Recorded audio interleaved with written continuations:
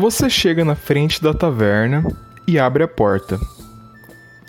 Lá dentro, você é inundado pelo vapor quente, daquele cheiro de pessoas todas ajuntadas num lugar fechado. Você vê uma garçonete carregando numa bandeja várias canecas de bebida e alguns alimentos. Todas as mesas ocupadas por grupos de aventureiros, algumas mesas com os camaradas mal encarados e sozinhos. Em uma das mesas, uma dupla de bárbaros disputa queda de braço, enquanto outros companheiros estão lá incentivando. Quando de repente, você ouve um assovio bem alto e estridente. Todos param o que estão fazendo e voltam a atenção para um pequeno palco centralizado próximo do balcão da taverna. Você também olha na direção do assovio. Você vislumbra a figura de um bardo, afinando as cordas do seu alaúde e se preparando para tocar uma bela canção. Todos então começam a fazer silêncio. O bardo respira fundo e começa a cantar. Nossa, nossa, assim você me mata. Nossa, nossa, assim você me mata. Ai, se eu te pego, ai, se eu te pego. Delícia, delícia, assim você me mata. Delícia, delícia, assim você me mata. Boa tarde, povo do Brasil e do mundo! Estamos novamente aqui nessa tarde maravilhosa com o FanfaQuest da Guilda do Bardo Fanfarrão. E neste momento estamos aqui todos reunidos para falar nerdices, cultura, RPG e muita diversão. Estamos aqui agora com Mestre Tererê Zero. Eu só queria dizer que o meu herói morreu na cruz e não morreu de overdose. Também está aqui, só dizendo que Tererê Zero é o nosso youtuber, conhecimentos tecnocráticos, engenharísticos, ele é o cara. E agora com vocês, esse homem além de maravilhoso. ferreiro, não se esqueça, sou o ferreiro oficial da guilda. É o nosso ferreiro aqui conosco. Nós temos aqui também ele, dramaturgo, historiador, geógrafo, ator, Cássio Zero! Eu queria pôr uma frase aqui sobre heróis, heroísmo, mas eu olhei no Wikipedia, não descobri nada e resolvi só contar essa historinha para tentar emular os 12 passos do herói. Também temos aqui ele, advindo das profundezas do abismo. Ele que é o responsável pelas capirotagens capirotescas da nossa guilda. Papai Sique, o herói arretado. Uma boa tarde para vocês nessa tarde de domingo aqui no Rio de Janeiro. Está ameaçando cair um dilúvio. A qualquer momento posso me desconectar. Faço as minhas palavras do nosso amigo Neskins. Meu herói morreu, mas não foi de overdose. E isso aí, tamo junto. E é nóis aí, isso aí. Tamo junto. Também temos aqui, que vai participar conosco, ele, comedor de arroz de Goiás. Ele, que é da terra dos seresteiros. O único exclusivo, Neskins! A terra do Piqui é grandiosa e só queria falar que o Papai Sique, ele cometeu um equívoco, que quem falou do herói que não morreu de overdose foi o Tererê, né? Nosso cara Alex. Mas eu também concordo que... Alzheimer. Mas eu também concordo que meu único herói é esse. E É isso aí, só seguir o caminho de Deus e é sucesso. Também temos aqui ele, nosso querido corno verde, corvo negro. Lasque-se, Bardo. O único, nosso Petinho, querido narrador, Corvo Negro! Aqui é o Corvo Negro e eu fiquei decepcionado essa semana porque eu tava empolgado assistindo um trailer de Caverna do Dragão, mas no final era um de carro. Ninguém se importa, cara, com que você se decepcionou, não. Lasque-se, Papai Sick, lasque. Senhoras e senhores, e neste momento nós vamos para as notícias bárdicas. Como vocês sabem, a Guilda do Bardo Fanfarrão estava passando por algumas reformas. E nessas reformas nós estivemos organizando nossos cronogramas, nosso organograma, atividades RPGísticas de one-shots, aventuras, campanhas que estão surgindo, pessoal, olha aí. Alianças novas que estão se formando, outras se fortalecendo, tudo de vento em popa. Essa equipe é demais. A Guilda do Bardo Fanfarrão, RPG e educação, RPG, old school e muita diversão. Nesse momento, vos falo que algumas campanhas vão ser reiniciadas, assim como algumas irão começar.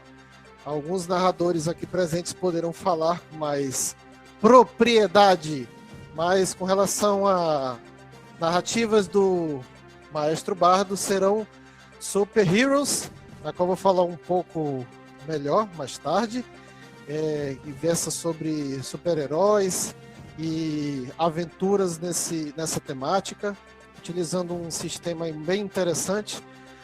Vamos continuar com a campanha Sanguinistrone, que é a temática do sistema Storyteller, horror pessoal, vampiro Idade das Trevas.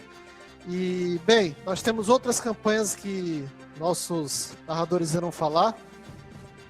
Também estamos aí com alguns projetos que eu vos falo agora, que são Contos Macabros do Bardo, na qual nós temos os nobres ajudantes, e não apenas ajudantes, mas que na verdade estão compondo a história da mesma. É o nosso dramaturgo Cássio Zero e também nosso Corvo Negro. Eles estão ajudando a compor esse mundo aberto que vai ter um lançamento em breve. E outras narrativas também, outros projetos.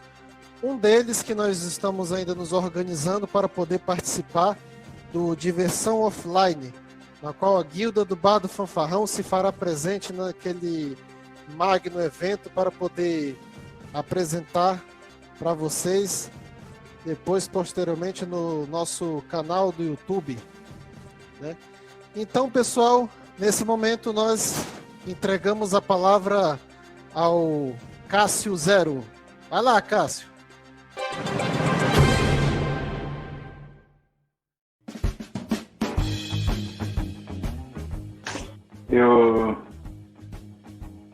Agora, depois dos avisos, eu queria chamar um novo momento no FanfaQuest, que foi sugerido pelo nosso Papai Sick, que é o momento nerd. Eu não sei muito bem como esse podcast é muito bem planejado e editado. Não, o planejamento e a roteirização são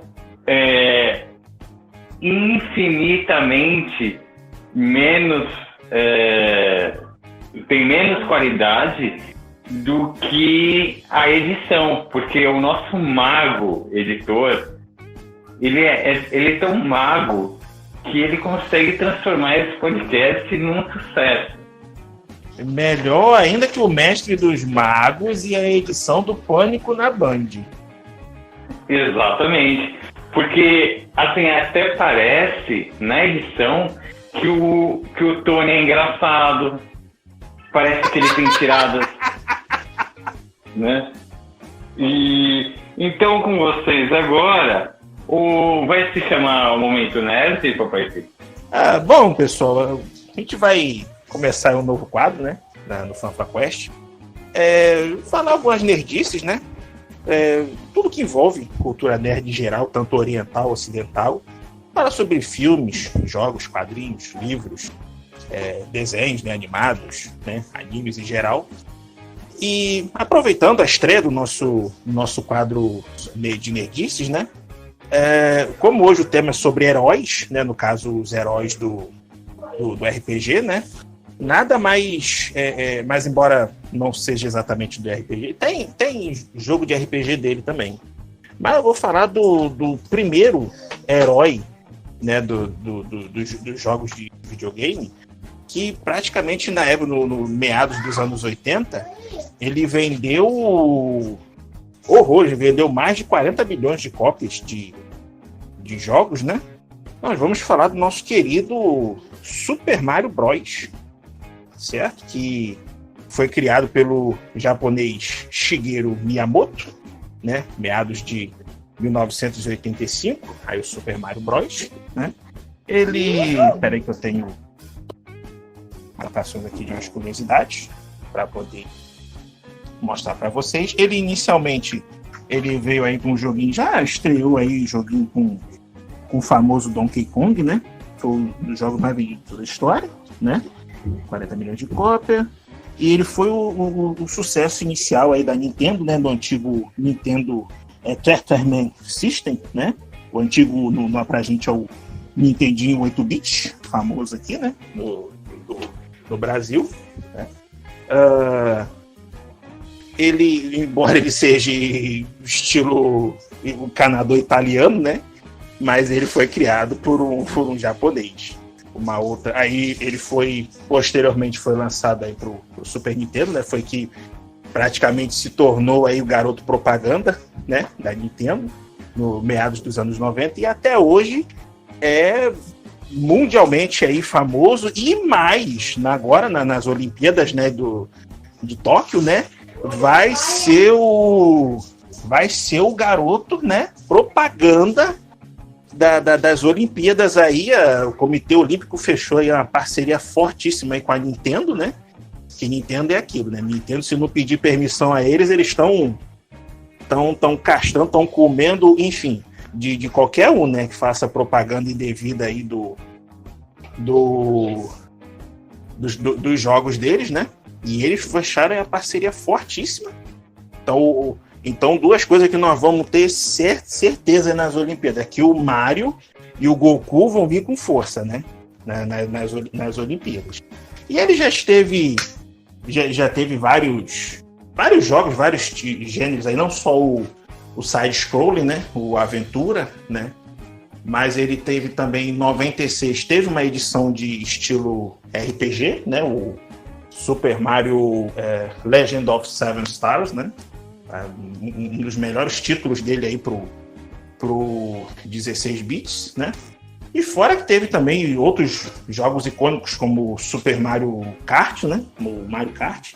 Já teve Super Mario Soccer, beisebol, tênis e tal.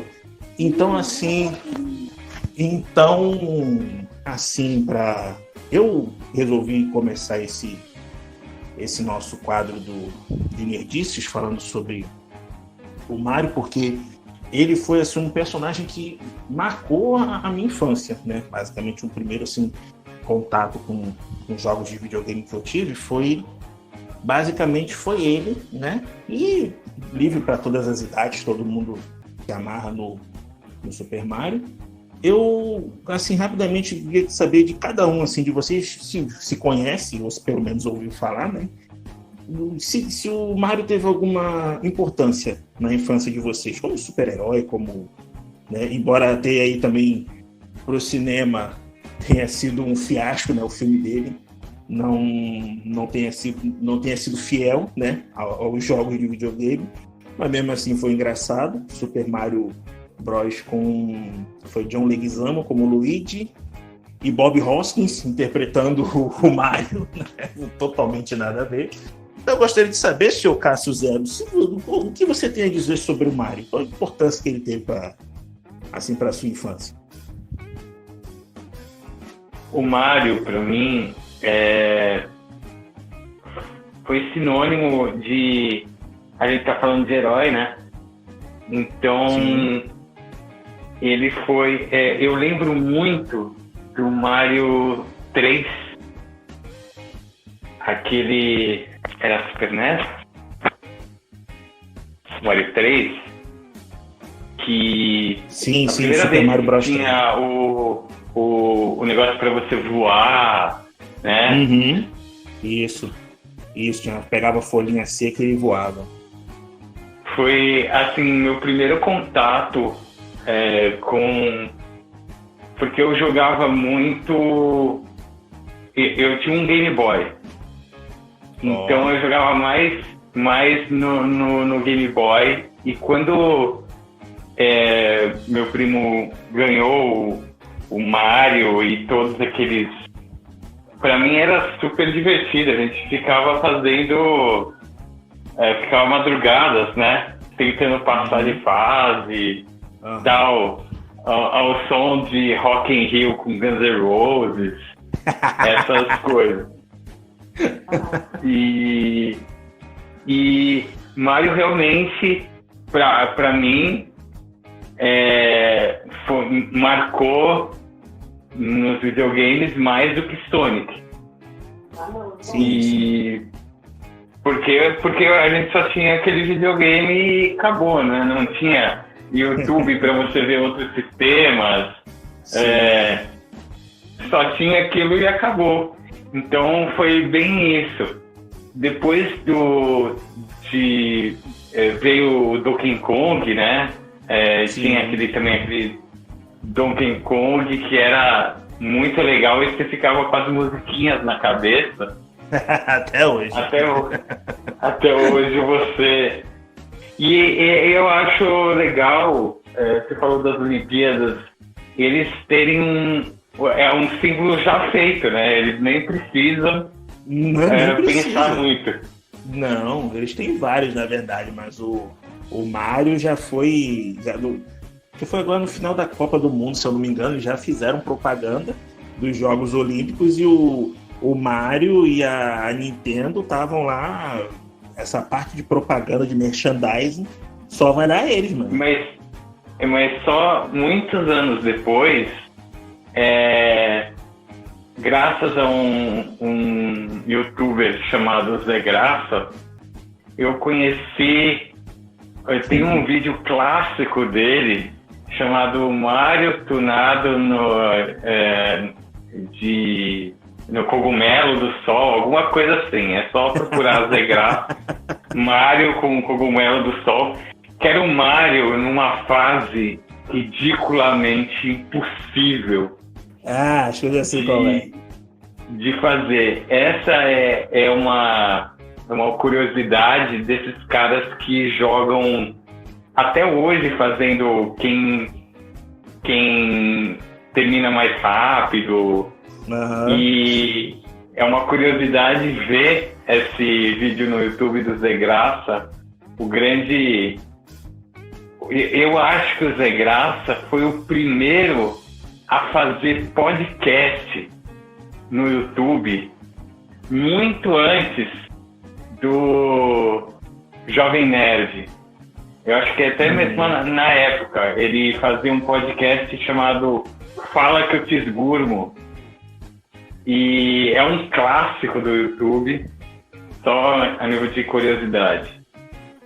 E alguém quer falar alguma coisa mais? Seu Corvo Negro, que importância o Mario teve para sua infância? Cara, eu queria dizer que, acima de tudo, o Mario é um exemplo de superação. Porque tem um jogo lançado em 2007 para Nintendo DS que vocês devem conhecer, que é o Mario e Sonic nas Olimpíadas. E nesse jogo em específico, o Mario ele consegue disputar a corrida com o Sonic e tem a possibilidade de ganhar, cara. Eu acho uma coisa fenomenal. Eu acho que é um exemplo aí de superação de vida para qualquer um, entendeu? Que não tem desculpa. Mestre Trererizero, qual foi a importância do Mario aí para sua infância? Olha, cara, eu conheci o Mario no finado, graças a Deus, né? Na finada cópia pirata do PlayStation, o famoso Polystation. Nossa, mano. Conheci o Claro, Super Mario hein? Bros. E, cara, Nossa. era o que meu pai podia pagar.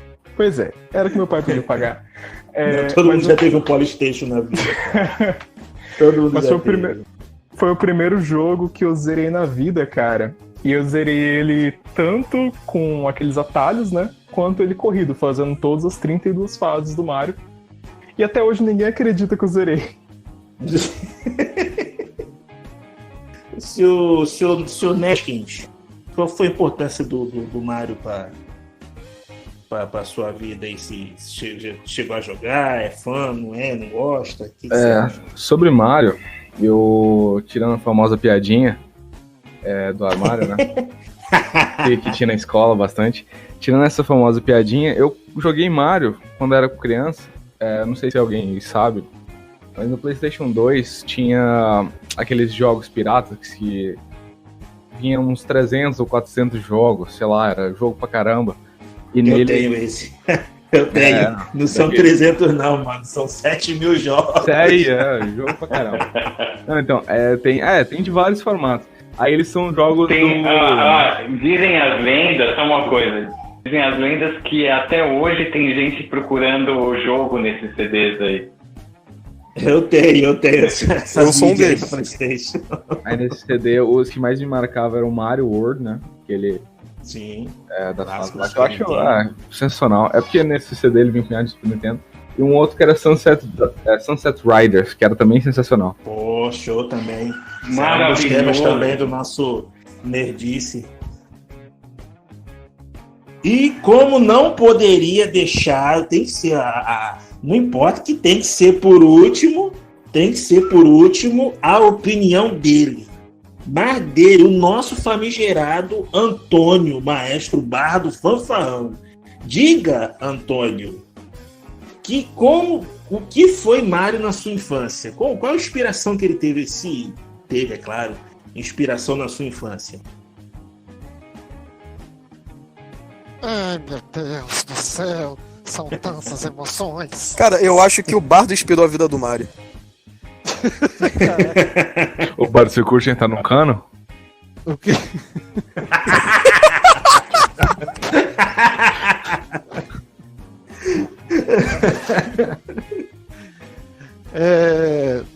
Cara, o Mario pra mim fez muita presença na minha infância, assim como outros também. Eu curtia muito o Super Mario World, aquele que o pessoal disse que era ninguém conseguia terminar, não sei o quê. Então eu meio que fiquei, acho que 1 ano para poder conseguir, né, terminar todas as fases e tal. Só que o Mario em si mesmo, eu sempre vi ele como um herói mesmo. Ele, no final das contas, ele estava ali passando por tudo aquilo para no final salvar a princesa. E eu não vou entrar muito nos detalhes porque vai ser falado, mas me parece que permeia ali no Mario, apesar do filme não ter muito captado isso daí e outras coisas que o Papai Sick já falou mesmo. Ele parece que pegaram a ideia clássica do herói pro Mario, pelo menos nesses jogos de aventura, né? Que ele, no final é aquele clássico, né? Você vai, passa a fase, enfrenta os mini-boss, no final o grande chefão salva, pronto, acabou. Parece que tem antigamente tem essa ideia do herói, entendeu, pra gente. Entendeu? Que você tem que fazer de tudo, você tem que passar por todos os obstáculos, que você vai se ferrar, que vão te atacar, vai ter armadilha, você vai ter que passar por várias situações, vão ter ajuda, mas no final você tem que triunfar. É aquela história do bem vence o mal, né? Então, assim, o Mario realmente na minha vida teve essa influência na minha infância, muito grande. isso permeou a minha, perdão, a minha personalidade no sentido de, pô, o Mario, ele faz isso, por que eu não poderia fazer? Tanto é que, abrindo um parênteses aqui, não sei se vocês conhecem, acho que o Papai Sick e o Cássio, de repente, o Goku, nas escolas, ele era tido como algo fenomenal de atributo de caráter para criança. O Goku. Sim. No Japão ele é tido como isso aí. Eu sei porque eu tenho um irmão... Recentemente o Goku vai ser posteriormente também nós vamos falar mais sobre isso, mas o Goku ele se tornou patrimônio nacional no Japão. O personagem Goku foi canonizado. Tenho amigos meus lá da igreja e outros amigos que estão no Japão hoje e eu fui assim perguntar para eles como é que é essa questão do Goku. Eles falam assim que existem termos, tipo assim, você tem que ser que nem tal pessoa lá, eles falam, você tem que ser que nem o Goku, porque o Goku é assim. Características de uma pessoa de bom coração, entendeu? Aquela postura mais adequada. Então eu vejo assim, voltando assim pro Mario, que ele disse isso para mim, pelo menos, e de certa forma para mim, ele teve essa influência, entendeu?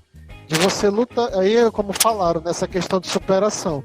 Pô, o cara, Super Mario World, basicamente ele tem que atravessar um mundo de obstáculos para poder chegar no final, salvar a princesa e derrotar o monstro, o Bowser, e aí você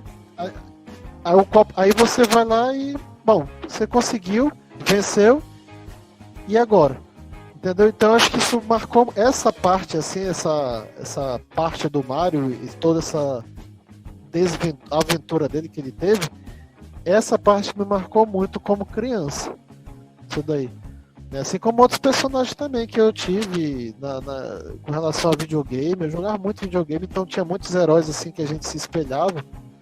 Mas como foi perguntado do Mario, né, realmente ele teve muita influência com relação a isso. Né? Ô, Tererê, eu queria falar uma última coisa aqui. Você tinha falado perguntou quem nunca teve um Polystation. Queria aqui dizer minha infância horrível, que eu nunca tive um Poly. Inclusive, quando eu tive o primeiro Play 1, estava saindo o Play 2. Aí eu perguntei, mãe, quando é que eu vou ter um Play 2? Ela falou, quando saiu o Play 4. Aí quando saiu o Play 4 eu já tinha 18 anos. Eu falei, mãe, você vai me dar um Play 4? Aí ela falou, você já tem idade pra trabalhar e comprar um. Nossa, mano. Não, pode botar, edita cara. Depois, bota o vídeo, bota... do Naruto, a música do Naruto. Não, cara, não foi. Não, desse não foi não. Acho que foi mais pra ser nossa mesmo. Foi bom. Sua mãe te trollou gostoso agora. Eu tive uma boa criação, né, cara? Sua mãe te trollou geniosamente, cara. Merece casa aberta agora. Ô, Corvo, eu fiquei emocionado com essa história, cara, mas, na boa, sabe o que você tem mais que eu nessa história toda? Tem mais é que se fuder. Bora continuar com o podcast. Vai se lascar. Gostei. Agora vamos seguir o programa. Encerramos a nerdice com o papai, cara. Segue o bonde.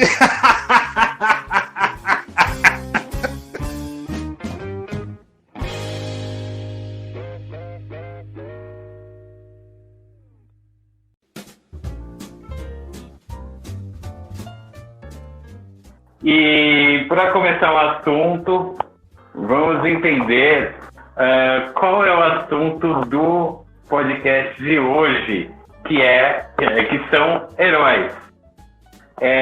Para falar sobre heróis, eu pensei no Monomito, né? Eu passei para vocês um vídeo explicando o que são os 12 passos do herói e pedindo para vocês escolherem um herói ou heroína do nosso jogo inspirador de RPG, o sistema D&D, e cada um de vocês escolheu um personagem.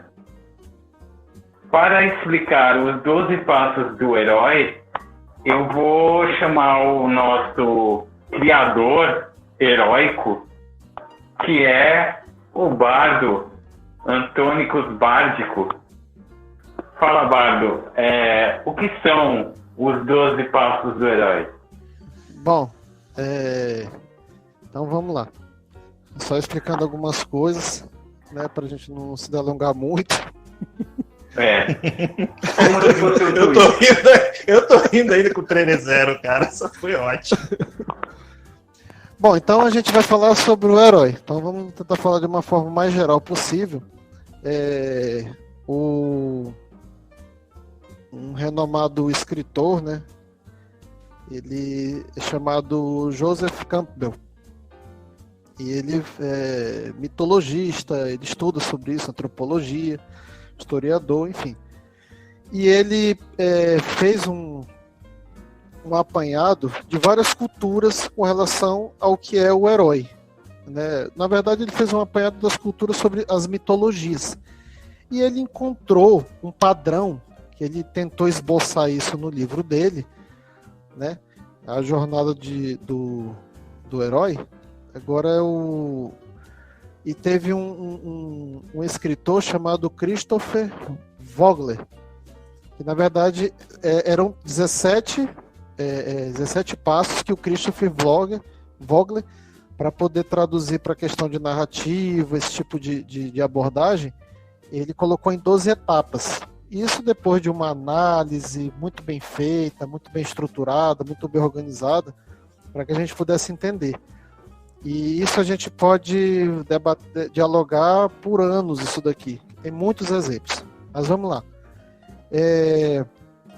O Joseph Campbell, na obra O Herói de Mil Faces, né, que depois foi adaptada pelo Christopher Vogler, ele coloca os seguintes pontos.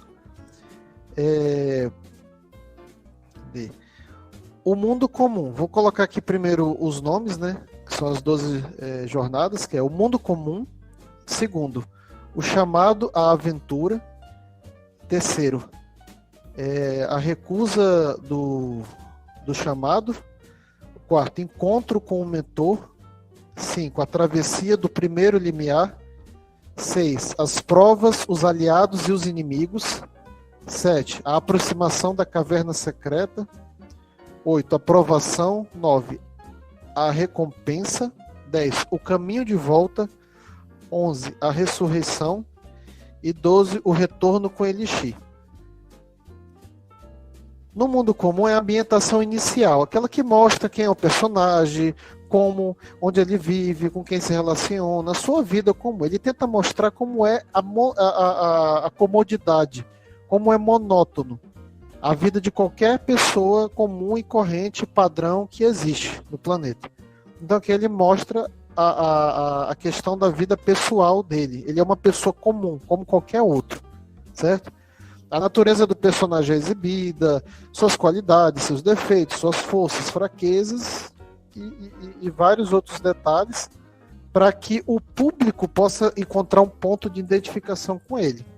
Pronto, essa é a primeira fase da jornada do herói. É mostrar a vida comum e corrente. A gente pode aqui se debruçar em vários exemplos, mas vamos partir. Segundo, o chamado à aventura. E aí, no caso, a aventura começa quando o personagem se depara com um conflito, aí surge o conflito. Até lá, a vida estava tranquila. Tranquila, comum, aí vem a parte do conflito. Ele se depara com esse conflito, que aí surge esse chamado para uma missão. Pode-se dar milhões de nomes para isso, mas, em suma, é uma missão que vai tirar o personagem da sua vida comum e corrente. E a partir daí que o personagem se vê numa situação, um clímax, o clímax no sentido de ele vai ter uma mudança drástica. E aí o que ele vai fazer? Ele vai ter que sair da famosa zona de conforto.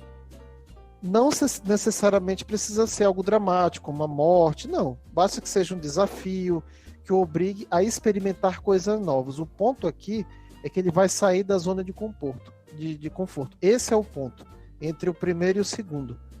E esse é o desafio, porque está relacionado a muitas situações importantes para ele, como a manutenção da sua própria segurança, da sua família, a comunidade onde ele vive, a preservação, o destino, ou qualquer coisa que ele queira muito conquistar ou manter. Isso daí tem relação com esse ponto. E aí surge o terceiro, que é o quê? A recusa do chamado. Ele vê que é um grande desafio para ele. Ele estava na sua vida tranquila, viu que existia algo ali que iria lhe retirar da zona do conforto. Então ele se depara com isso daí e dá o medo. Aí vai surgir medo, hesitação e conflitos internos com o herói, com o personagem. No primeiro momento ele vai fazer o quê? Ele recusa, por medo. E ele tenta se convencer que não se importa com aquilo, embora internamente ele esteja num conflito interno. Mesmo que surja algum tipo de ansiedade para realizar essa missão, aí ele começa a contrapor o que ele tem que realizar com a segurança, o conforto do lar, né, que ele tem que fazer. E os caminhos tortuosos que ele vai ter que passar, não, eu quero ficar aqui no meu conforto, na minha tranquilidade, isso aí não tem importância, não tem nada a ver comigo. Ele se coloca desse ponto. E ele prefere se manter por ali. Porém, o conflito não deixa de incomodá-lo. Esse é o ponto do herói. Ele pode até tentar se auto-enganar, mas lá no fundo, no âmago dele, ele se importa. Só que aí vem a questão do medo. E aí a gente vai para o quarto ponto. Ele se encontra com um mentor. Esse mentor, diante desse impasse que ele se encontra, esse conflito interno, a comodidade que ele tem com as aventuras e ele vai ter que enfrentar, o desafio é grande demais. E aí o nosso herói precisa de um que a gente chama de empurrãozinho. Tipo, dar um chutinho assim, olha, vai lá, cara, vai. É o quê? É a hora dele se encontrar com aquele que vai lhe dar esse empurrãozinho. Aquele que vai lhe dar essa inspiração. O ponto que ele precisava para poder seguir em frente. E aí ele vai chegar nesse ponto. O mentor não precisa ser uma coisa física. Pode ser uma força sobrenatural, pode ser uma divindade, pode ser uma resposta, uma meditação que ele faça, uma introspecção, uma reflexão, um acontecimento. É algo ali, ele chama de mentor, porque na verdade é um ponto crucial onde o herói ele está naquela situação de conflito e ele precisa se definir.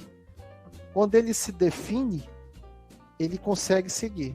Mas até essa definição, ele precisa de algo externo ou interno que sirva de trampolim para que ele vá. Isso a gente chama do mentor. E aí dá ao personagem um treinamento, no caso se for o mentor, dar conselhos, dar poderes ou qualquer outra coisa que faça com que ele encontre essa autoconfiança. Esse ponto seria a autoconfiança que ele precisa para resolver o seu conflito interno e aceitar o desafio. Sair da zona de comodidade, ver que o desafio é grande demais, eu acho que eu não consigo. Consegue sim, vá. Aí ele vai e segue. Aí o que acontece? Vem para o quinto ponto, que é a travessia do primeiro limiar. Bom, finalmente ele chegou ao momento em que o nosso herói está pronto para cruzar o limite entre o mundo que ele conhece, que é o mundo que ele está acostumado, que é o mundo que ele convive, que ele está cômodo, está tranquilo, está em paz, mas aí ele vai conhecer o outro mundo, que é o mundo novo. Esse mundo não precisa ser um local físico, só necessita ser algo desconhecido, porque é a questão do conflito interno. Então só precisa ser algo novo, um novo desafio. Pode ser, por exemplo, a descoberta de um segredo, a aquisição de uma nova habilidade, enfim, ou até mesmo a mudança de lugar, que aí ele vai ter que enfrentar isso daí. Então ele vai ter que atravessar, a sair da zona de conforto, certo? E aí nos leva ao sexto ponto, que é o quê? Provas, aliados e inimigos. Agora que o herói colocou o pé na estrada, rumo ao seu objetivo maior, ele começa a se deparar com diversos desafios menores. Contratempos, obstáculos que vão gradativamente contrapondo ao personagem, vão testando as suas habilidades que foi lhe entregue, né, para que ele tenha autoconfiança, e deixando mais preparado para as maiores provações que ainda estão por vir. É um início propriamente da caminhada fora da zona de conforto. Aqui é mostrada uma visão mais profunda do personagem e sua capacidade de descobrir quem são aquelas pessoas com que ele pode contar e quem são as que deseja prejudicar. Aí ele faz uma divisão, uma filtragem, com quem ele pode contar e com quem ele não pode contar, para que ele possa fazer o quê? Concentrado, focado no ponto onde ele quer chegar, que é cumprir com o desafio, cumprir com a missão, é triunfar. Nesse ponto, a identificação com o público se torna ainda maior, porque acontece aquele clímax, aí acontecem as traições, aquela parte que o personagem se vê que não podia confiar, pessoas que ele percebe que, nossa, esse realmente eu posso confiar, esse eu não posso, então já cria aquele clímax nesse ponto. Até que a gente chega no 7º ponto, qual é?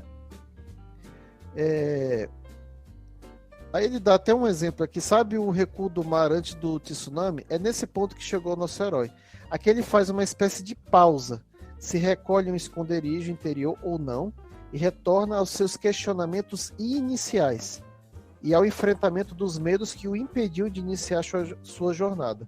Quando não há o conflito interior, ainda assim essa pausa é necessária, que aí no caso, nas palavras do autor, para mostrar ao público a magnitude do desafio que está por vir. Então esse recuo é utilizado para que o nosso herói se prepare melhor para ele.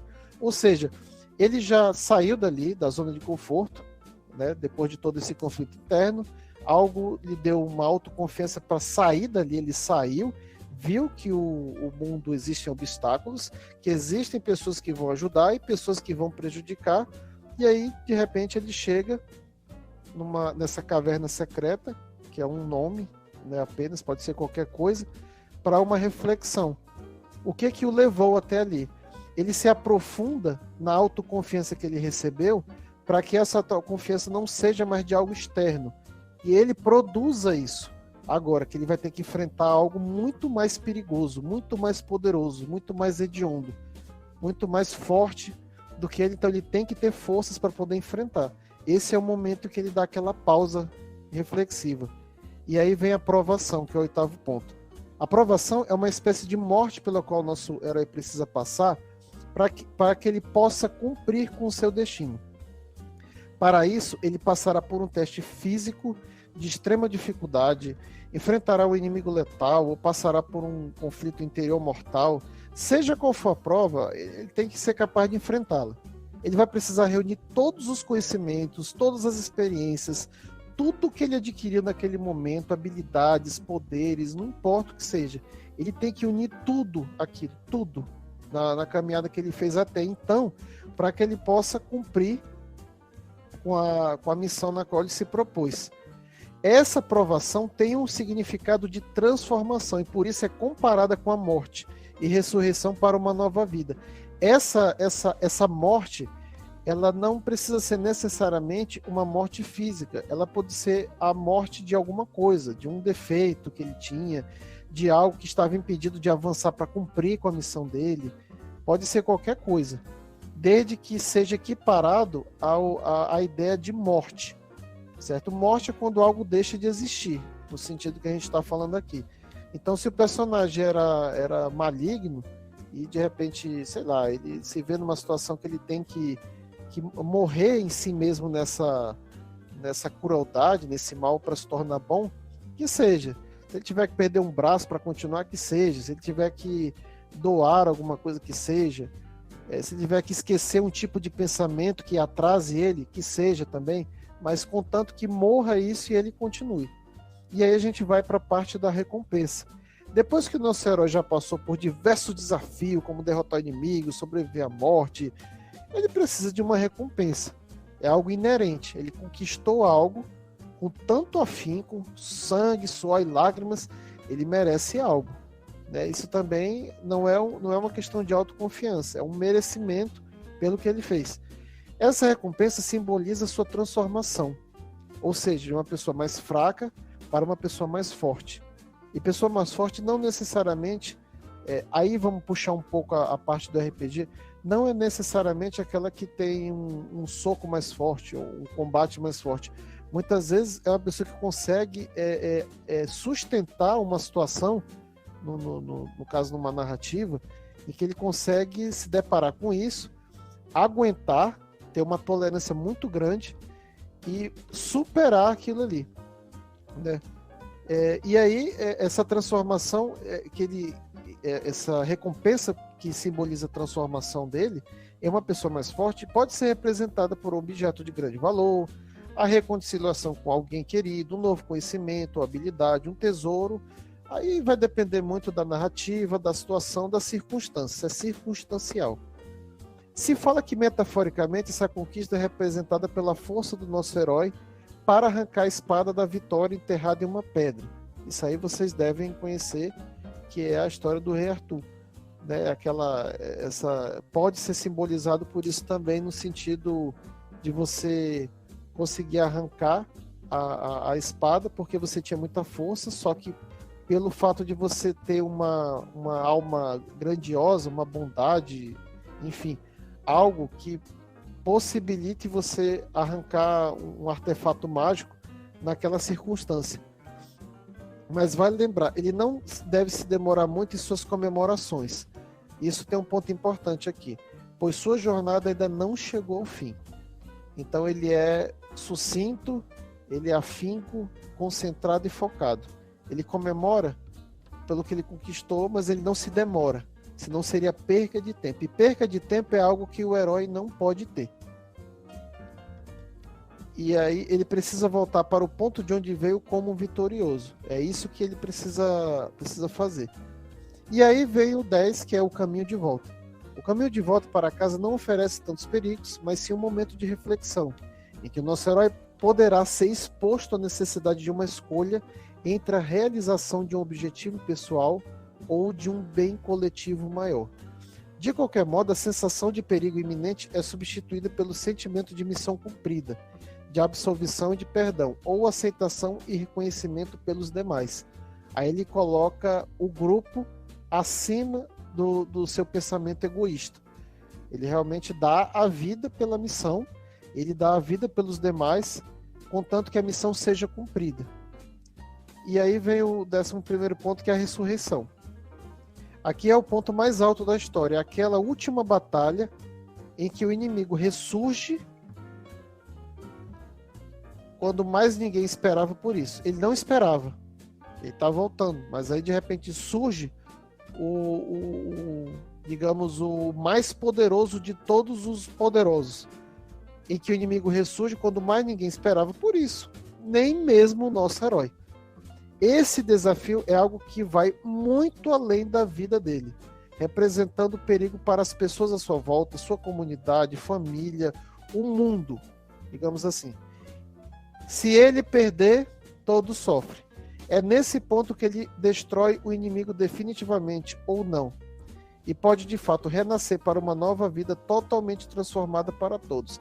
É nesse ponto que é o clímax de toda a história, de toda a jornada, de toda a caminhada do herói. E aí acontece o passo 12, o 12, né? Que é o retorno com Elixir. Chegou o momento do reconhecimento efetivo do nosso herói. Ou seja, depois dos 11 passos em que ele teve toda uma transformação, enfrentou todos os inimigos, tanto internos quanto externos, diga-se de passagem, mas no final ele tem algo extremamente poderoso, extremamente daninho, e eu vou dar um exemplo que não sei se todos conhecem, né, depois, e ele enfrenta o maior perigo que ele poderia enfrentar. E ele finalmente consegue vencer. E aí ele tem o reconhecimento efetivo dele. A chegada ao seu local de origem simboliza o seu sucesso, conquista e mudança. Aqueles que nunca acreditaram nele, ou mesmo os que tentaram prejudicá-lo, serão o quê? Punidos. Além de ficar muito claro para todos que as coisas nunca mais serão as mesmas. Nunca mais vai ser a mesma coisa. Por quê? Porque ele morreu. A vida atrás dele está morta. É uma nova vida. A jornada do herói é o caminho das pedras que foi deixado por esse autor, para finalizar. E ela tem um ensinamento aí pra gente. A jornada do herói, ela é um ensinamento que a gente pode pegar não só no âmbito da narrativa fictícia, mas no comum dia a dia, né? Que são situações que ele pegou e desmembrou aqui em 12 passos, mas que a gente pode, de uma forma adequada, readequar para nossa própria reflexão. Para um herói que a gente vai falar aqui, a gente pode verificar que isso realmente acontece. Pode mudar um ponto ali, aqui e tal, mas ele realmente vai acontecer dessa forma, né? Então, assim, finalizando essa explanação, essa é a jornada do herói.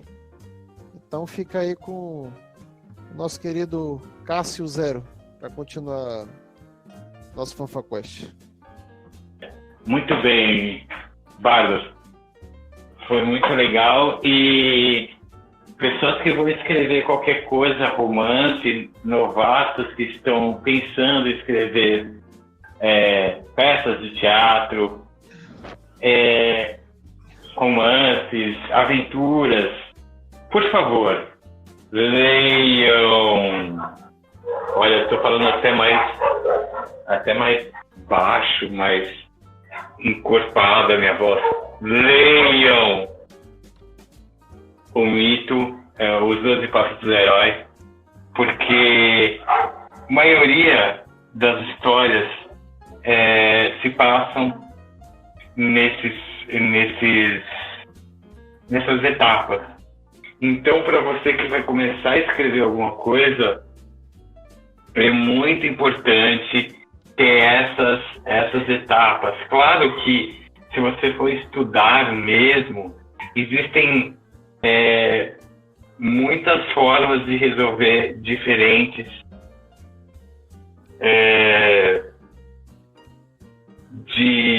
desses passos, assim, tem passos entre esses passos, e no YouTube você vai conseguir muitas informações.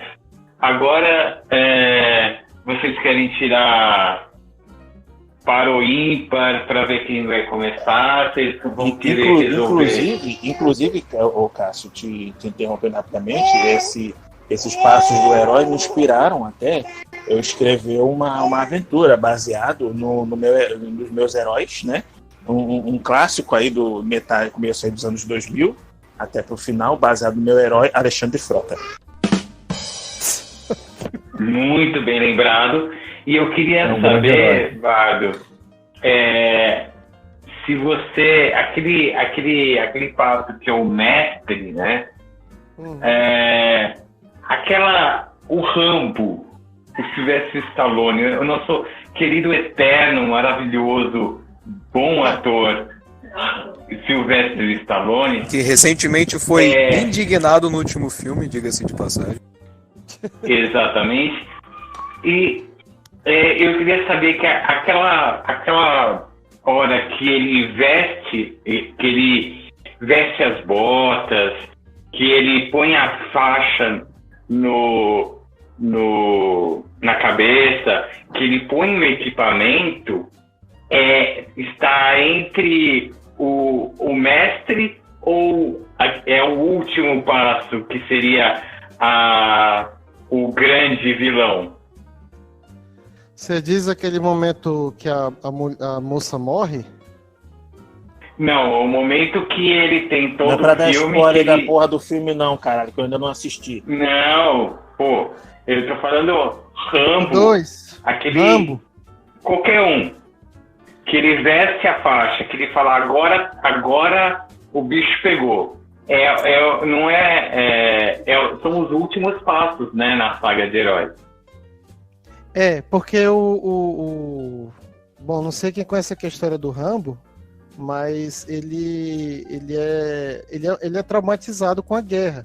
Mas ele tem aí o mentor dele, né, que é o Coronel Trautmann, que realmente é o mentor, né? Ele é o único que o Rambo consegue. Ele tem um mentor, tá certo. Mas o Rambo é interessante, Tecnicamente ele já começa no fim de uma história, né, no caso. Exatamente. Todo filme ele começa no fim de outro. Porque, por exemplo, ele pega o primeiro, aí tem toda aquela situação, enfim, quem assistir, que eu não vou contar spoiler aqui, vai que a pessoa não assistiu, mas tem toda aquela situação, e aí o que acontece? Ele, no caso dele, ele é um traumatizado, ele tem que vencer, aí que tá a questão interna dele, é algo interno. Entendeu? Ele não gosta ele tem tristeza pelo país porque ele lutou pelo país. Até que ele dá um discurso no final de um dos filmes, um dos inícios, ele fala que o país, ele ama o país, ele daria a vida pelo país sem piscar, mas o país parece que não gosta dele. Entendeu? Então ele tenta. E a pessoa para quem ele fala isso, ele já tem isso dentro dele, mas a pessoa que ele fala é pro mentor. Porque a única segurança que ele tem é o mentor. Porque o mentor... Não... Olha, tem um discurso, se você me permite, que o mentor dá para ele. É um discurso que parece que é um discurso padrão, só muda algumas coisas. Que é no Rambo 3. Ele tá ali, porque no Rambo 2 ele vai embora, aí dá o discurso dele. Eu gostaria que meu país me amasse assim como eu amo eles, e amo ele, e amo tudo e tal, mas ele não me ama. Aí ele vai embora. Aí o Coronel Trott encontra ele no local, ali onde ele está trabalhando, mas ele não está guerreando. E aí ele fala que não quer mais. Aí o Coronel Trotman fala para ele, bom, aí ele contou uma história que, resumidamente, a estátua sempre esteve lá. Você só precisa parar as arestas. Aí ele fala, a gente não transformou você nessa máquina de guerra. A gente só aparou as arestas. Então, nesse sentido da pergunta que o Cássio Zero fez, ele quando veste a bota, quando ele calça quando ele calça a bota, quando ele pega as armas, quando ele coloca a fita, aquele momento é o momento que ele está partindo para resolver. Mas até ele partir para resolver, você vê que no filme sempre mostra questões particulares dele. Todo filme início, entendeu? É só esse exemplo que eu queria dar, porque até mesmo nos filmes mais chulés que o ouvinte pode ver, até nos filmes como considerados de ação, pode existir uma história, você pode apertar a laranja e sair algum ensinamento.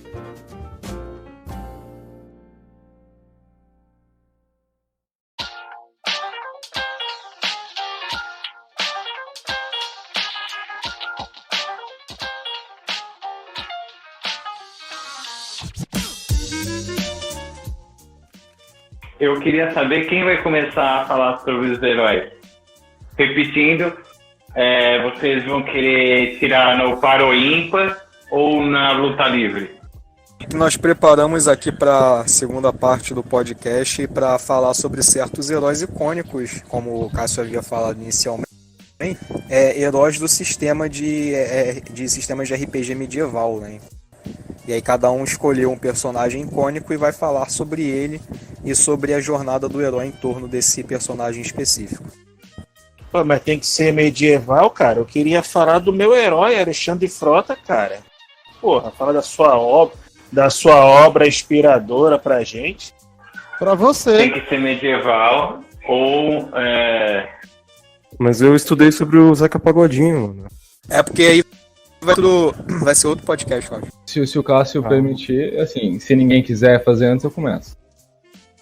Pode começar, vamos lá, gente. Então tá, deixa eu pegar aqui a colinha.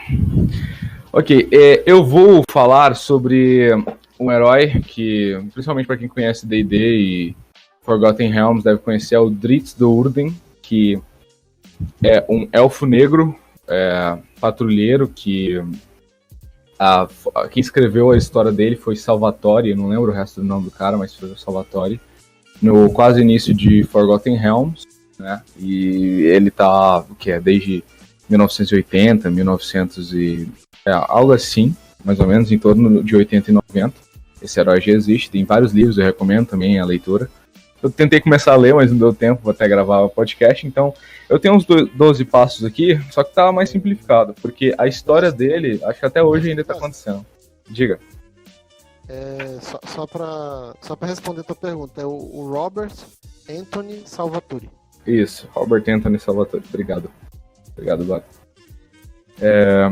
E eu vou colocar aqui como os 12 passos, vou falar um por um, né, de acordo com a história dele, do que eu vi.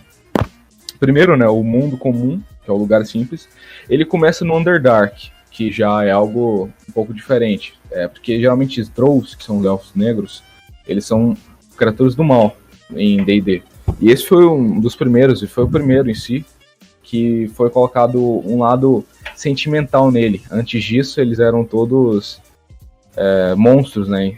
Não tinham tanta característica especial. E o mundo comum dele era o Underdark, que fica abaixo da superfície de Forgotten Realms. E nele tinha as casas, né, de representação, e no momento que ele nasce, a casa que ele representa sobe na hierarquia, né, porque eles conseguem exterminar a outra casa. Eu não vou entrar muito nisso, porque senão fica muito grande isso daqui, eu quero deixar os outros também fazerem. A segunda parte é chamada Aventura. O chamado Aventura é quando ele vai a primeira vez na superfície. Ele vai com o grupo de elfos, Drow, né, pra fazer uma missão. E nisso que ele vê, ele percebe que eles estão matando, que os elfos, eles matam sem piedade, fazem coisas erradas com as pessoas ali e não se importa. E nisso ele já fica com... Ele quer fugir dali, só que alguma coisa o impede, que é aquele... que é a recusa. Ele recusa o chamado de já ir embora naquela hora. Ele volta para o Underdark. E lá ele seria condenado à morte. Só que o pai dele, deixa eu achar o nome aqui, o Zagnafen, que também é um mentor dele, que já pega também uma parte do encontro com o mentor, que o Zagnafen foi o cara que, ele é o pai dele, treinador, que ensina ele que existe um lado bom também na vida. Que o Zagnafen seria algo como neutro, né? True neutro, ou leal e neutro. Porque os outros elfos, Drows, são todos por volta de mal. Qualquer coisa mal relacionada a mal. Leal é mal, neutro é mal, caótico é mal. Esse Zagnafen, ele tinha uma coisa boa nele. E ele quis ensinar isso pro filho. E era o maior espadachim de Forgotten Realms. E nisso, o Drizzt treina com ele, e nesse momento que ele vai ser sentenciado à morte, que é a recusa ao chamado, com o encontro com o mentor, o mentor dele, o pai dele, se sacrifica no lugar dele, e ele morre para salvar o Drizzt. Nisso, o Drizzt vai para a parte da travessia. O que é a travessia do Drizzt? Ele fica por volta de 10 anos no Underdark, solto, e procurando um caminho, procurando encontrar o que ele tem que fazer, a travessia dele do Underdark para a superfície. Ele quer sair dali, mas ele tem que se encontrar. Nesse momento acontece muita coisa, que tem um livro só no momento que ele tá ali no Underdark. Ele consegue uma pantera deslocadora que ajuda ele descobre um método de luta ali que ele perde a consciência dele para poder lutar, para valer, porque é pura sobrevivência, algo muito triste. E nisso pega também um pouco do teste aliados e inimigos, né? Que ele já vai fazendo aliados e o teste. E depois disso ele consegue ir para a superfície. No que ele consegue ir para a superfície, ele enfrenta muito preconceito, que é um desafio grande para ele. É uma aprovação grande. Então no sexto passo aqui. Ele também conhece, só que ele conhece um anão, o Brunor Battlehammer. Que Brunor, ele treina ele um pouco também e aceita ele ali. E claro, não é do nada, acontece muita coisa. Que nisso também acaba que o Drizzt acaba treinando Ulfgard, que Drizzt ele só foi criado por causa desse Ulfgard, que é um herói também de Forgotten Realms. E nisso segue a aventura dele. E como são muitos livros, eu peguei só até a sexta parte, porque enfrentar o objetivo em si dele, ele meio que já alcança também, né? Chegando na superfície e se livrando dos grilhões do Underdark. E a história dele é sensacional. Eu tenho que ler também pra poder falar com mais propriedade, mas por cima é isso aí. Quem quiser ser o próximo, eu passo a bola. Bom, eu escolhi um personagem, inclusive de um cenário, que eu estou desenvolvendo também uma aventura com meus jogadores. É o cenário de Eberron, né? Eu vou falar um pouco sobre o Pierce, né? O Pierce, na verdade, ele é um Warforged. Ele no caso, é um ciborgue, né? É um construto feito além de ciência, né? Com magia também. Que Eberron praticamente é um cenário muito bom, né? Teve aí uma expansão agora, que saiu em novembro. Não, novembro não, esqueci. Acho que foi ano passado que saiu uma expansão desse cenário, é o Rise of the Last War, né? Que é basicamente o cenário medieval com magia. Com magia e um pouquinho de steampunk, né? Um pouquinho de tecnologia, a tecnologia retrô, né? E os Warforged são basicamente isso, são construtos, né? Também com um pouco de magia. Ele era parte de uma equipe, né? De soldados sobreviventes, né? Da última guerra, né? Mas quando acabou a guerra, né? Como não havia mais lutas, ele tinha esse questionamento que sempre essa parte de fantasia, de tecnologia, né, uma máquina com consciência sempre se indaga, né? Afinal, eu tenho uma alma ou não? O que eu sou? Sou uma máquina ou sou um ser vivo? Sempre é esse questionamento, principalmente dos exemplos mais clássicos aí do cinema, temos o AI, né? Inteligência artificial, Hale Joel Osment, né? Que faz o papel lá do menino, eu esqueci o nome agora, que tem esse papel, né? Eu sou uma máquina ou sou um menino de verdade, né? Aí, na verdade, o Pierce ele foi construído pela casa Kennedy, né? E foi posteriormente, quando acabou a guerra. Ele foi construído pela casa Kennedy e foi vendido para o exército de Ciri, né? Que era um dos países, né? Que estavam lá no meio da guerra lá. E ele foi projetado para ser um batedor e olheiro, né? Especializado em combate à distância, né? Na verdade, o nome Pierce, que traduzindo seria perfurar, né? Foi um apelido dado pelos soldados, né? Na guerra, porque ele era muito habilidoso com combate à distância, né? Principalmente com armas de longa distância, principalmente com arco e flecha, né? Aí quando, infelizmente, aí no final da guerra, o país de Ciri foi destruído, né? Nos combates, e ele mudou de nome, né? Ele optou por seguir com o nome de Dane, isso. Aí foi o qual que ele se tornou capitão, né, de um exército, né? Ele é basicamente o sinônimo desse cenário de Eberron, né? É o mais conhecido, na verdade, o herói mais conhecido, né?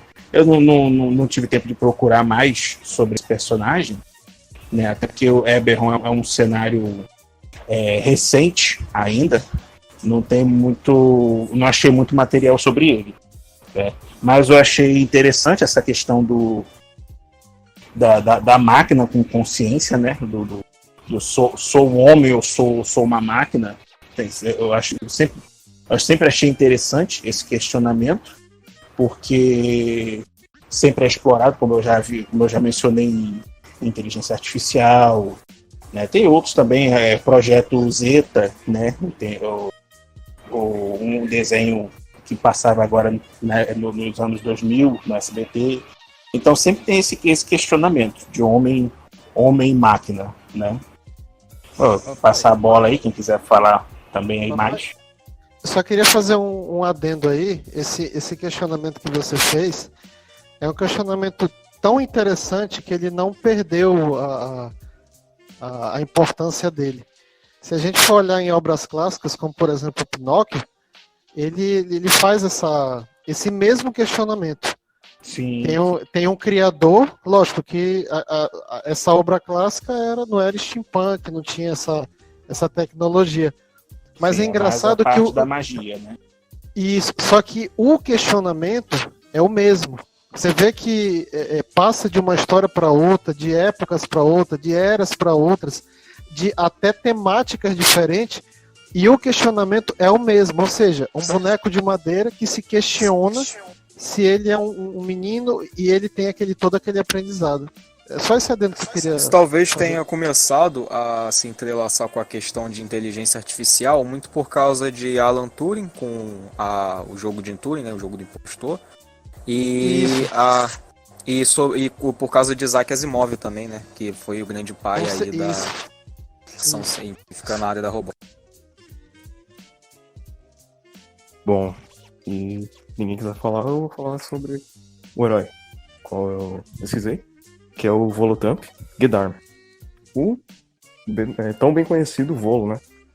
O autor de diversas obras sobre diversos guias sobre Abertoril. Ele que foi um grande explorador. Ele era o quê? Ele era o quê? Um grande explorador. Bardo! Ah, isso aí, Bardo. Eu sinto te informar, mas não é verdade. Na real, tinha um bardo meio problemático, conhecido como... O nome dele na real é Marcus Vand, mas ele pegou como apelido o nome do Volo pra ganhar fama e tirar vantagem. Tanto, isso até trouxe problema pra ele, porque esse bardo uma vez roubou um item de um mago meio louco, bem poderoso. E por conta dele usar o nome do Volo, a culpa foi cair sobre ele. Porém, pra sorte do Volo, esse bardo acabou descobrindo, né, que aquele item guardava uma entidade, um deus de outro mundo. Só que ele acabou morrendo no processo. E tudo se esclareceu. Tranquilo, Padawan, depois eu te mostro. Então ele não era bardo, né? Eu acho que acabou de derramar uma pequena lágrima do Maestro Bardo. Não, mas porque se for entrar em discussão, vai durar 3 horas aqui. Aí pra não ter... então se não era bardo, então subiu no meu conceito, então, quando eu gosto de bardo. Ele era, na real, um mago menor. Ele era mais um explorador do que um mago menor. Aí, se você, Tony, sabe de alguma coisa assim, tipo, ele realmente tinha alguma coisa relacionada a esse bardo, eu não havia encontrado, né? Eu só encontrei essa parte de que esse Marcus Vand, ele tomava como apelido o Volotamp, e para crescer em cima do nome do Volo mesmo. Bom, ele sempre foi um cara muito... Ele sempre tinha esse ímpeto, sabe, de descobrir, aprender, viajar e publicar, sabe? Anotar e levar essas informações por toda a Abertoril. Tanto que a maior esqueci agora, editora, né? A maior editora que publicava os livros dele era de, se não me engano, Águas Profundas. Esqueci o nome da cidade agora. Não me recordo o nome da cidade, mas é uma cidade que ele gostava muito de publicar as histórias dele. Tanto do guia de monstros, quanto do guia de terras e tudo mais. E ele e o... São Gonçalo, o nome da cidade? Possivelmente. E ele e o Elminster já tiveram aventura juntos. Já exploraram o mundo juntos. E, porém, ainda que eles fossem amigos, eles tinham uma certa discordância. Porque o Volo, ele queria expor tudo. Ele queria trazer todas as informações, anotar e pronto, mano. Publicar pro pessoal, mostrar as descobertas dele. Enquanto o Elminster achava que algumas coisas eram melhor serem mantidas em segredo. Tanto pela segurança da população, quanto pela segurança dos próprios reinos. Fossem criaturas, fossem locais. Ele não tem tanta história, assim, tanta informação sobre ele em si. A maior parte do que a gente vê sobre ele, que a gente conhece um pouco sobre ele, tá nas notas que ele tem nos livros, as observações, as dicas sobre algumas criaturas, sobre algumas regiões. E, bom, se alguém quiser conhecer um pouquinho melhor dele, e também quiser aumentar o conhecimento sobre basicamente toda a Birtoril, seja na fauna quanto flora e geografia, porque o cara realmente ele tinha uma fama sólida.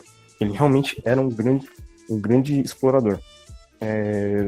Só procurar Guia do Volo, pronto. Tem diversos livros. Eu pensava, eu confesso que eu só conhecia o Guia de Monstros. Pensava que ele era mais como se fosse como é que fala? É tipo um biólogo só de criaturas fantásticas. Monstrólogo. Não, monstrólogo. Não, tem o nome certo, velho. Criptozoólogo. Criptozoólogo. Pensei que ele fosse mais um criptozoólogo do que um explorador, mas realmente, o personagem é demais. E Não era Waterdeep, não, a cidade? Waterdeep, sim, Waterdeep. Eu falei águas profundas, só que eu profundas mesmo, tava certo. eu fiquei. Não, é que eu tava tentando lembrar o nome certo. Queria também Waterdeep. o papai Não, sempre é que eu- falou, o Halley, ele atuou como o querido Mindy, o robô androide. Caralho. Bom, é isso. Bom, quero falar agora sobre o personagem que eu escolhi. E não podia faltar, é claro, nessa saudosíssima lista, é o Mister. Até porque, né, provavelmente apanharíamos dos nossos ouvintes se falássemos de todos esses heróis e não citássemos o grande Mister. O velho É o- chato. É o Mister Almar, também conhecido como o Sábio do Vale das Sombras e o Velho Mago. É um dos magos, se não o mais famoso e poderoso mago de Faerun. Eu confesso que inicialmente eu escolhi esse personagem porque eu achei que seria fácil falar sobre ele por conta das inúmeras obras e repercussões que tem na internet sobre a vida e as aventuras desse personagem. Só que eu acabei me enganando porque é muito mais comum que eu pensei colocar a vida do Elminster tanto de um jeito micro, pegando só ou do jeito macro, pegando a vida dele como um todo, e tentar encaixar ela no monomito. Não ser monomito, é claro. É uma falha até que minha mesmo, por causa que é muita coisa para você tentar compilar. E muitas coisas dele na vida dele são cíclicas. Você vê que são muitas aventuras repetidas. Na verdade, é até uma indagação que eu faço de início. O moto, ele não é uma coisa que ele acaba e só. Na verdade, se você for parar para ver, ainda da questão do RPG, a jornada do herói ela se repete, ela é um ciclo. Você sempre, tanto é que no final, no 12º passo, você volta para o mundo comum. É claro que é um ciclo, mas não é um ciclo propriamente dito, seria mais uma espiral, uma coisa crescente. Você volta para o início, mas sempre com suas devidas modificações. Para vocês terem uma noção, na infância ele já começa com os inimigos, já começa com o oponente, tendo que lidar, né, com certos conflitos que ele teria que lidar lá para os passos finais. Numa jornada assim do herói. Vou falar aqui bem resumidamente, assim, por alto, sobre a história dele numa visão mais macro, uma visão mais geral. Durante muito tempo, Elminster teve de viver como um simples ladrão para sobreviver, devido à morte prematura de seus pais. O Elminster, uma coisa interessante, ele era quase como um nobre, ele era um nobre.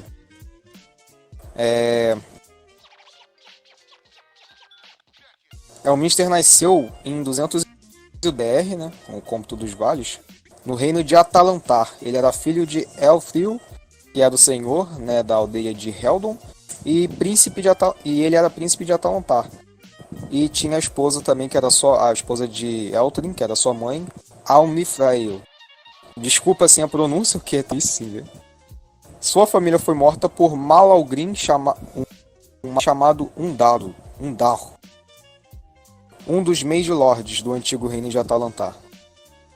E aí, após a morte dos seus pais, Elminster herdou a espada quebrada, né, de seu pai, que era chamada a Espada do Leão, que é símbolo do grande rei do Raio do Cervo, Urfgrael Almar, o avô de Elminster. E devido à perda de seus tutores prematuramente, né, como eu havia citado, ele teve uma vida criminosa, tendo que roubar para sobreviver, virando basicamente um ladino. E esse seria o primeiro passo, a situação normal, o status quo. É uma situação, assim, não tão normal, né, quanto a maioria das você não é um príncipe, que aí seus pais são mortos, você se vê nessa trama assim, geralmente isso não deveria ser pelo menos normal. E é por isso que a vida de Elminster logo de início já é bem conturbada. E aí fica aí, né, pro primeiro passo. Eu queria assim até mesmo perguntar para vocês, queria assim, o que seria de fato algo normal? Queria saber a opinião de vocês. Porque tendo em vista que o normal é mera perspectiva, certo? Numa terra onde você vive com dragões e goblins, eu acho que normal é muito maleável, tá ligado? No sentido. Exato, porque o cara ele era príncipe, seja eu não sei quem lá, mata os pais dele. Nessa terra, o anormal seria a nossa vida, entendeu? Então, exatamente, alguém não conhece magia. Cara, mas assim, você quer dizer normal no sentido de normalidade de realidade onde vive ou normal no sentido de clichê de história? Eu acho que seria mais o clichêzão mesmo, né, cara? Que a gente se entende como normal. Algo do nosso ponto de vista geral mesmo, mundano. Cara, assim, eu não vejo, tipo, o problema do clichê ser normalidade, ser regra, tá ligado? Não tem problema nenhum. Inclusive, eu queria já engatar um pouco nessa conversa e falar do meu super-herói, do D&D, que é a Lady Aribeth, que o começo dela já é, digamos, clichê para vários outros heróis. Tipo, ela vivia numa vila, ela é uma meio-elfa, e a vila dela foi arrasada por um ataque orc e ela foi a única sobrevivente. Assim como várias outras histórias que jogadores criam, ou história do Conan também, né, cara? Que tipo, ele é o sobrevivente do ataque na vida dele. Eu acho que no mundo de fantasia onde tem, realmente, como o John disse, onde tem dragões, goblins, né, cara? Terça-feira medieval, seus pais morrerem assassinados por causa de uma trama política. Você podia sair pra buscar água e virar pedra. Eu tenho uma triste notícia. A gente tá ficando sem tempo. Então, eu acho que a gente vai ter que fazer a parte 2. Maravilha, cara. Faz a parte 2. Tá muito interessante aqui. Eu tinha planejado pro outro podcast falar sobre os heróis, porque aqui tem planejamento, né? Mas como sempre, nosso planejamento ele é muito bem organizado e vocês podem ver que tem toda uma estrutura.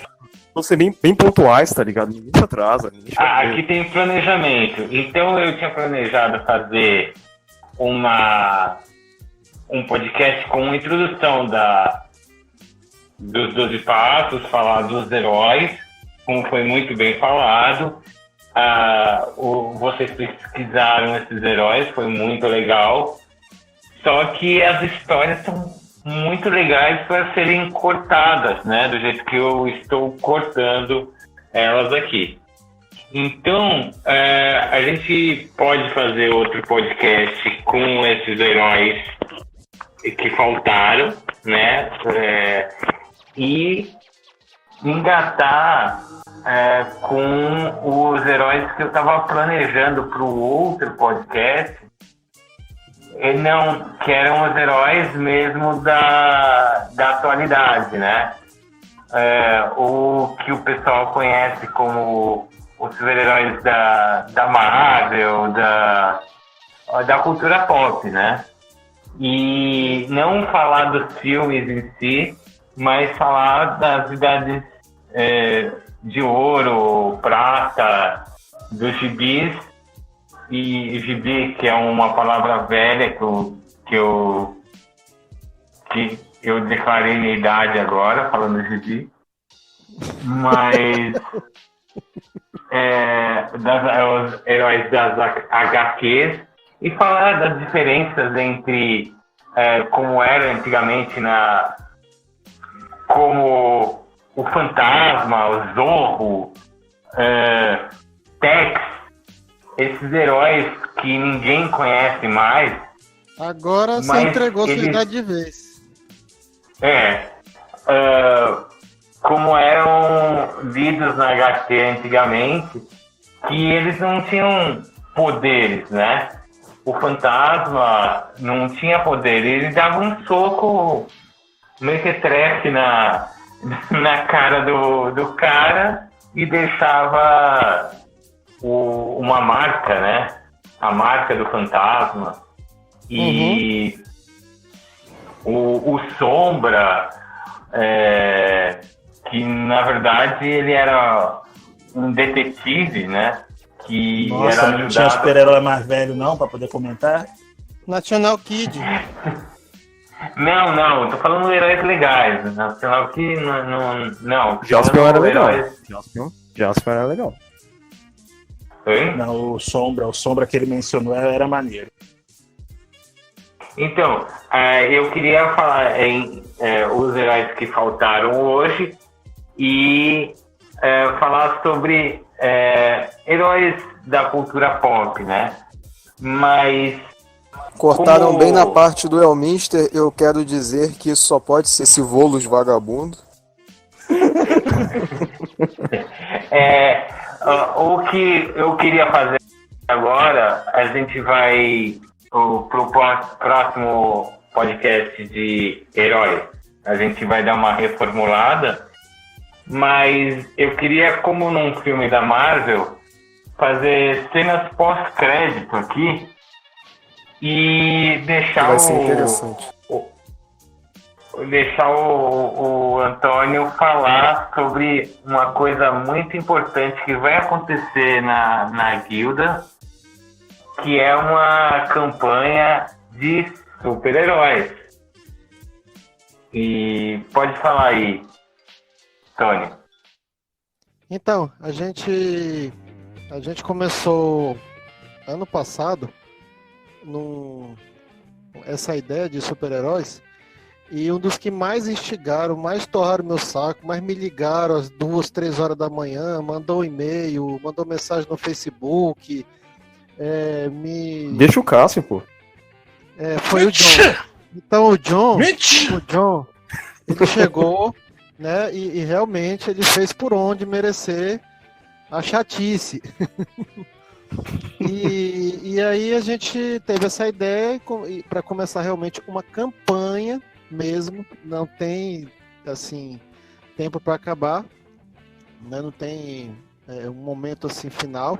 A gente vai trabalhar por temporadas, os 10 episódios, aí a gente fecha uma temporada, a gente vai fazer nesse formato, que é a campanha de Super Heroes. Então é uma campanha que ela tá quase para sair, a gente só está fazendo alguns ajustes, né?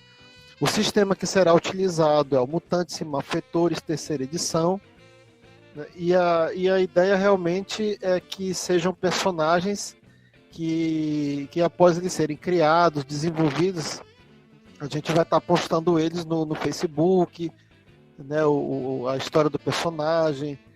A ideia realmente é essa, criar uma campanha bem legal para que os jogadores se divirtam, possam criar aí do jeito que eles quiserem criar, o formato que eles quiserem, se divirtam, e aproveitando esse momento que hoje, né? Hoje na próxima vai ser essa temática de heróis, a gente resolveu fazer esse comunicado geral, né? O Cássio também está participando, né? O Neskins aqui, não sei se mais alguém daqui, não. Tá participando. O Corvo Negro também está participando. Então, assim, eu convido a todos, assim, quando tiver o lançamento, que vocês possam participar. A gente vai estar fazendo sessões únicas com jogadores, que a gente chamou de prólogo, né, que vai ter cada episódio antes de iniciar a campanha mesmo. Vai ser com cada jogador, só ele e o narrador, para que seja criada aquela história. E depois a campanha em si começa com a união dos super-heróis, e a gente possa tocar aí a campanha, tomara que renda bastante tempo e o pessoal possa se divertir aí com as aventuras, os áudios que a gente vai estar gravando, né, os efeitos aí que nossos engenheiros do áudio e efeitos especiais também. Né, vão estar aí melhorando. Treinados na Disney. Da Disney. Então é isso, pessoal. É Super Heroes. A gente vai começar ainda esse semestre. Aguardem. Muito bem. Esse assunto todo de heróis foi mesmo um dos motivos foi a campanha de super-heróis. Porque vai ser uma coisa muito legal e eu e o John enchemos o saco do Tony sem parar até ele fazer. Então, eu queria agradecer a presença de todos vocês e quem faltou falar, no próximo a gente vai... Aguardem, é um mistério, né? Um mistério, essas histórias, como terminarão, porque faz parte dos 12 passos do herói, é esse mistério, né? Então, será que os nossos heróis conseguirão terminar finalmente essas histórias? Será que o Volo é bardo ou não é bardo? E isso nos próximos capítulos vamos... Será que nós vamos conseguir completar uma pauta inteira de podcast? Exatamente. Então, agradeço a todos novamente. Bardo, toque uma canção sobre heróis. Eu separei uma música que é Heroes, do Skillet. Eu não sei como pronunciar esse nome. E... Eu voto naquela música do filme do Kevin Bacon lá, I Need a Hero. Caraca, pô. Cara. Não, mas tem muito podcast. Eu tinha separado Pode colocar? Eu tinha separado o Hero do Skillet, eu pus na programação, só que eu tô enrolando pro Bardo pegar a música no toca-discos dele. Ele tá afinando a viola. É a vitrola. Vai lá pegar na vitrolinha. Na vitrola. Aí, Bardo, com você, o encerramento. Agradecemos a participação Terere 0, Cássio 0, Papai Sique, Neskins, Corvo Negro e John.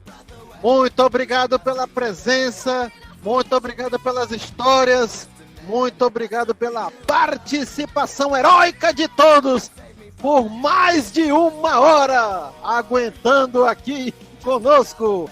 Até o próximo podcast com a Guilda do Bardo Fanfarrão.